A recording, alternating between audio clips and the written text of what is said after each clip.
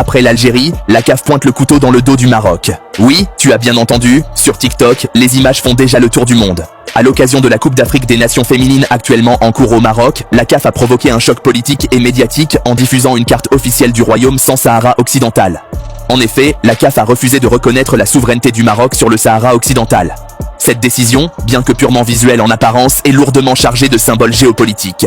Il s'agit d'une première rupture visible entre la CAF et le Maroc. Depuis le jugement entre l'Algérie et le Maroc au tribunal arbitral du sport dans l'affaire des maillots controversés de la RS Berkane arborant une carte du Maroc intégrant le Sahara occidental, l'Algérie a saisi le tribunal arbitral du sport, lequel avait fini par trancher en faveur d'Algérie, rappelant implicitement que le territoire n'est pas reconnu comme partie intégrante du Maroc. Depuis ce jugement, la CAF semble s'aligner davantage sur le droit international et adopte une posture plus neutre et institutionnelle. Cette nouvelle carte diffusée lors de la CAN féminine est une conséquence directe de cette réorientation. Le plus marquant reste la réaction passive du Maroc.